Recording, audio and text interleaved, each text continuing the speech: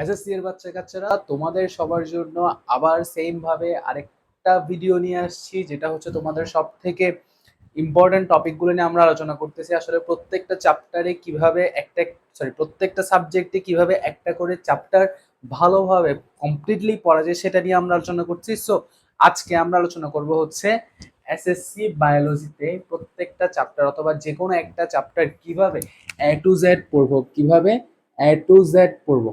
ঠিক আছে?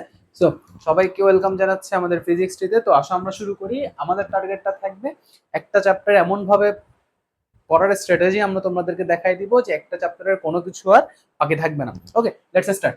প্রথমত 0.01 number point, that is find a teacher who teach you line by line in his own style.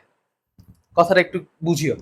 Find a teacher who teach you line by line in his own style.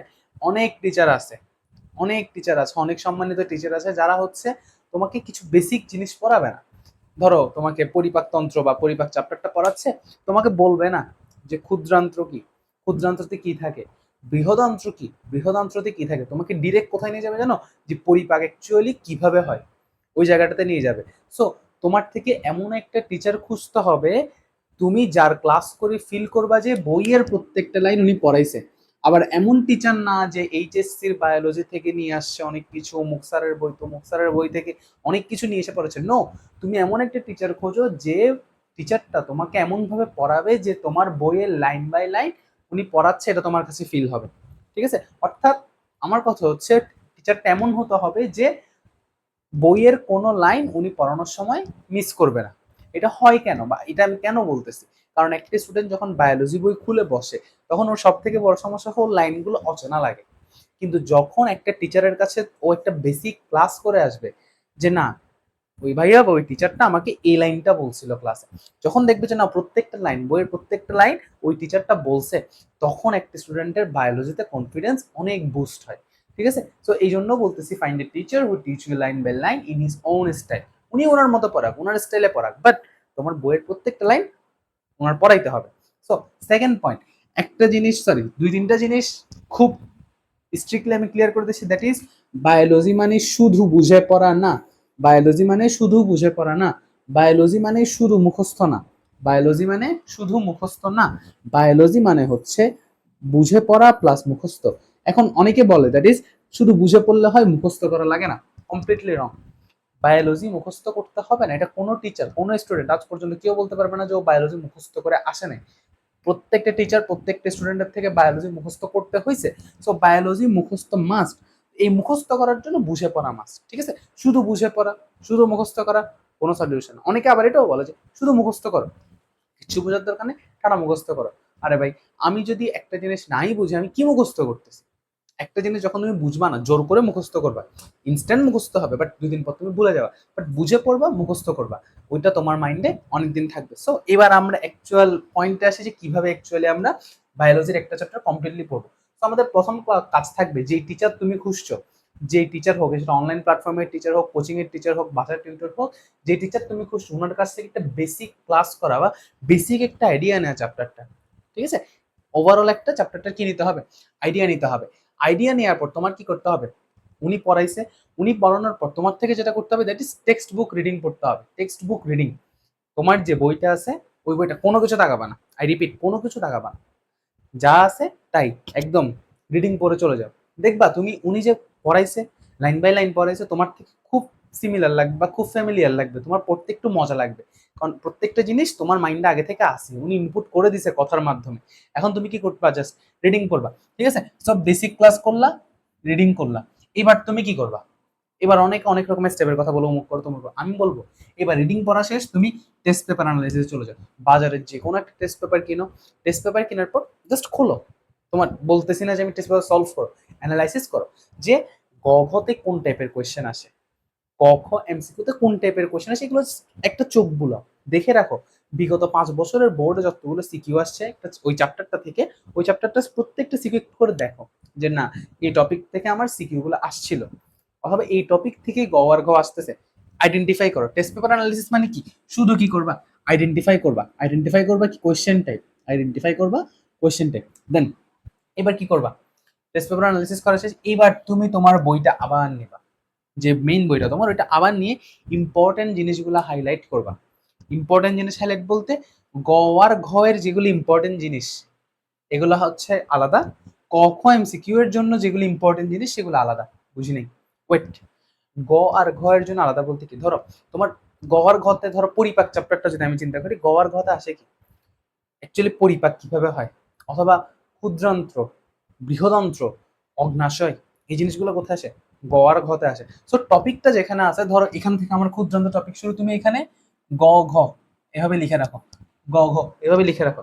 তোমার না যে একদম line by line highlight করতে হবে, no, তুমি গ আর ঘটা এভাবে লিখে রাখো। কোন টপিকে, যে টপিক থেকে গ আর ঘ বিগত বছরগুলোতে আসছে, সরি কোনগুলোর দাগাবা, যে টপিকগুলা থেকে গত বছর বিগত বছরগুলোতে আসলে গ আর ঘ আসছে, এটা তুমি কোত্থেকে জানছো, টেস্ট পেপার অ্যানালাইসিস থেকে। ঠিক আছে, এবার ক খ এমসিকিউ মাস্ট মাস্ট হাইলাইট করবা, ক খ এমসিকিউ মাস্ট কি করবা, হাইলাইট করবা।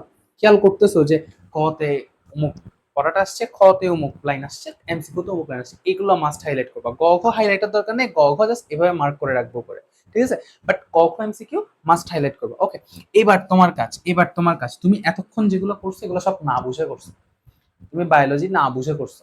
এখন কি করবা তুমি, তোমাকে ওই যে টিচার পড়াইছিল না বেসিক ক্লাসে, বেসিক ক্লাসটা এবার ভিজুয়ালাইজ করবা।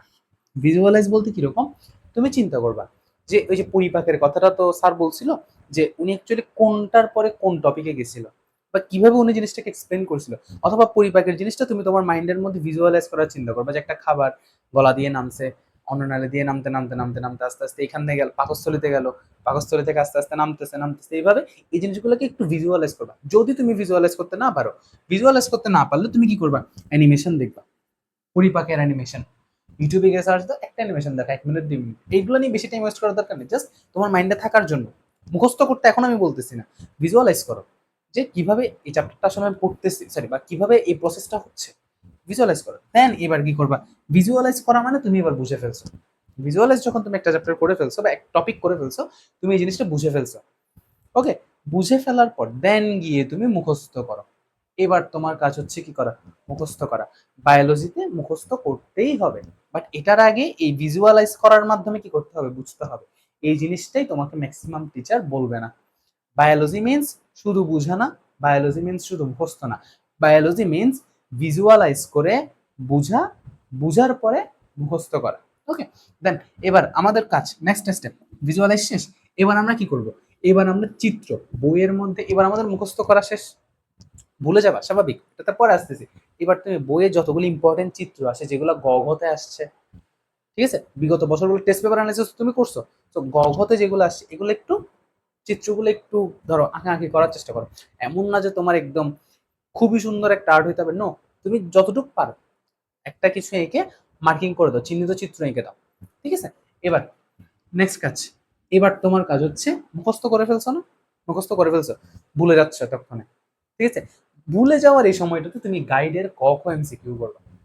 ভুলে যাওয়ার এই সময়টাতে গাইডের ক খ এমসিকিউ গুলো একবার পড়বা, সবগুলা সবগুলা। এখানে তো ধরো ফিজিক্স না যে তোমার ম্যাথ সলভ করতে হচ্ছে টাইম লাগতেছে, না, গাইডের ক খ এমসিকিউ গুলো একটানে পড়ে ফেলো, রিডিং পড়ে ফেলো, দেখবা যে ওই যে মুখস্থ করা টপিক ভুলে যাচ্ছিলা, আবার মুখস্থ হয়ে গেছে বা আবার মাইন্ডে চলে আসছে, ঠিক আছে। সো এরপর লাস্ট কাজ, দ্যাট ইজ গাইডের সিকিউ করবা।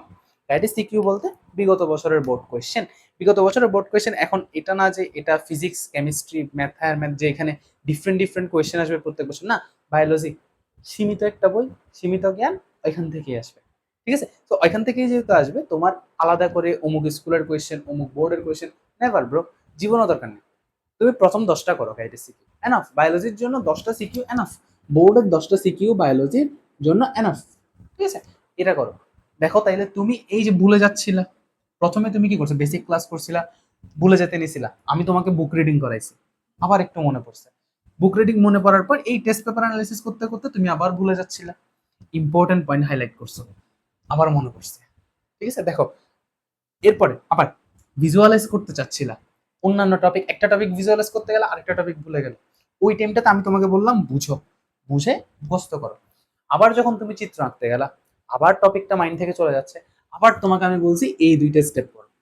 একবার জিনিসটা খেয়াল করো, বায়োলজি হচ্ছে এমন একটা প্রসেস যেখানে তোমার অনেকবার রিভিশন করা লাগে, যেখানে লটস অফ রিভিশনের দরকার হয়।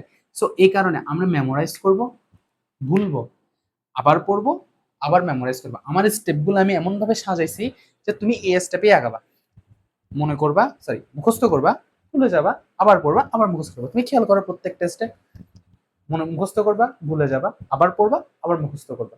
ঠিক আছে? সো একটা চ্যাপ্টার যদি তুমি এভাবে পড়ো, আমার মনে হয় না একটা চ্যাপ্টারে তোমার আর কোনো সমস্যা থাকবে।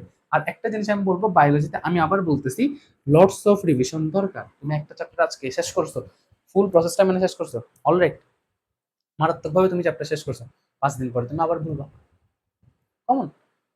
5 দিন পর তুমি আবার একটা কাজ করো, এই চ্যাপ্টারটা খুলো, বেশি না, পড়তে বসার শুরুতে বা শেষে 10টা মিনিট বা 20টা মিনিট উল্টাই দেখো, আবার মনে পড়বে। ঠিক আছে? সো বায়োলজি সবসময় আমাদের ডিভিশনের উপর রাখতে হবে। সো ওকে, আমি আশা করি বুঝতে পারছি যে একটা বায়োলজিতে একটা চ্যাপ্টার অ্যাকচুয়ালি কিভাবে কমপ্লিটলি পড়া যায়। সো আমাদের আজকের ভিডিওটা এখানেই থাক। সো তোমাদেরও কাজ হবে এভাবে পড়ালেখা কন্টিনিউ রাখা, এবং আমাদের চ্যানেলকে বা আমাদের গ্রুপে জয়েন করে আমাদের পেজটাতে লাইক করা, ফ্রেন্ডদের মাধ্যমে ছড়াই দেওয়া। তো দ্যাটস ইট, আমাদের আজকের আলোচনা ছিল এতটুকুই। ধন্যবাদ সবাইকে, ভালো থাকি।